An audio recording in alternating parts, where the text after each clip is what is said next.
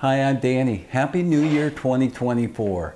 In today's video, I want to share with you things that I do to my vehicle every January.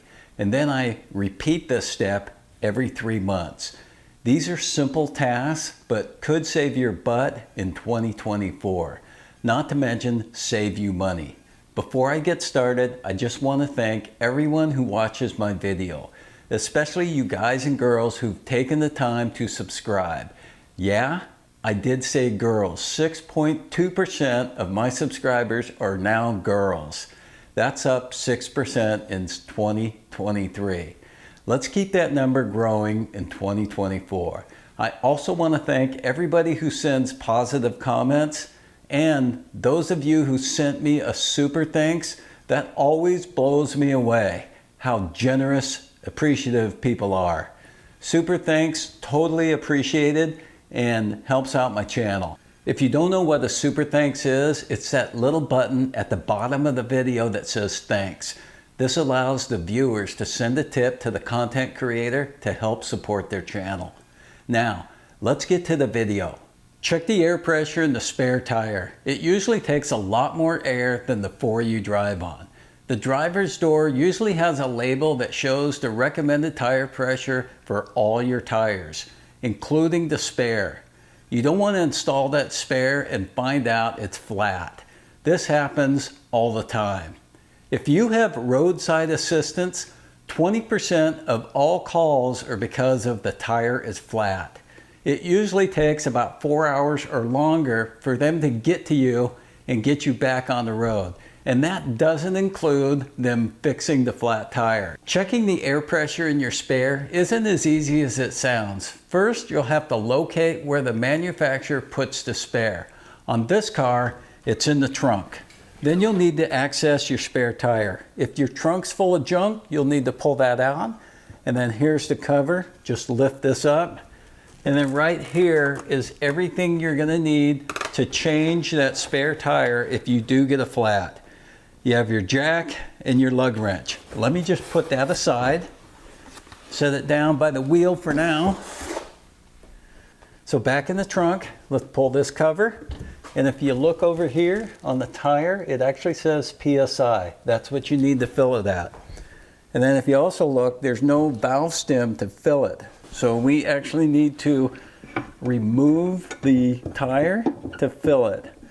So this is why your spare tire never gets serviced when you take your car into service.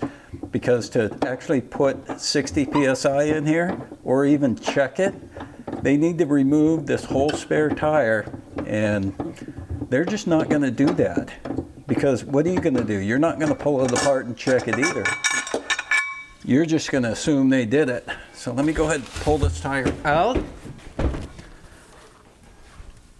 Let's put it right here, and if you look at right here, this also says 60 PSI to fill it. And then here's where we're gonna fill it. Let's go ahead and get this off.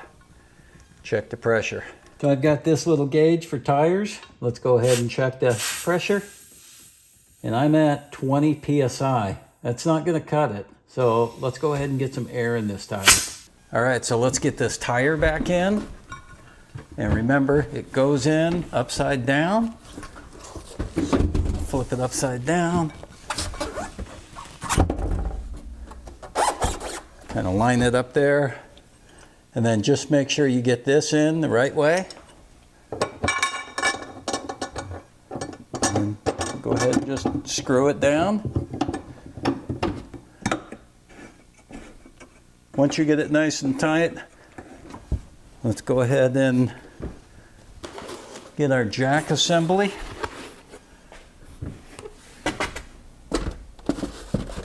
Pop it in, and we're done. Number 2, tire pressure. Let's start off the year with the proper tire pressure in our car. The door jamb told me 32 PSI. That's what we want to put in here. As long as it's at 32 PSI, our tire pressure monitor light shouldn't come on. So let's go ahead and adjust these, all 4, to 32 PSI. Perfect. Your windows. You need to lube your windows. If you feel right here on the glass, you can feel some buildup. What you'll need to do is you'll need to get a rag and just come in here and just clean up the windows right here. And then when you're done, we want to lube everything. So we want to lube it right in here, the slider.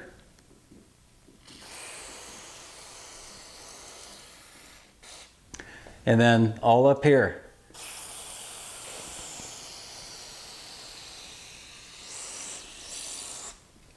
And then you just want to roll your window up and down a couple of times just to make sure it's not sticking. So what ends up happening when it gets dirty right here is it ends up sticking right here.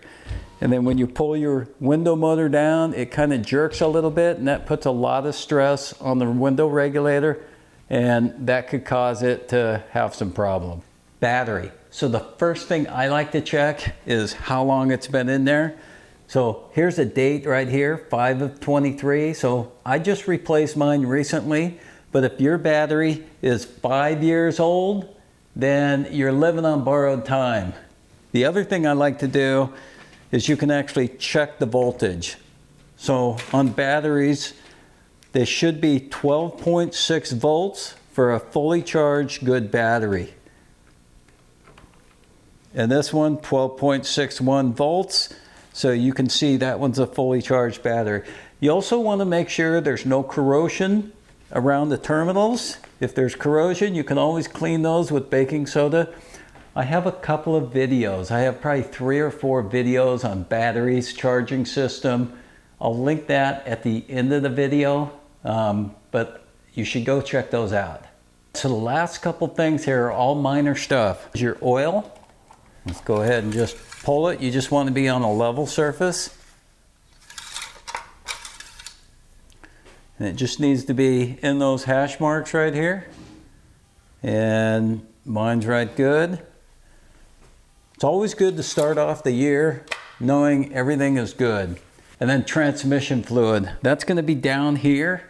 And I'm not going to show you that, but I will put a link in the description on how to check it and change it.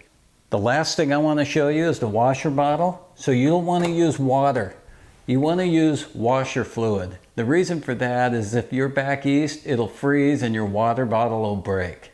If you found my video helpful, give it a thumbs up, consider subscribing, or maybe you just want to try out that thanks button. Happy New Year.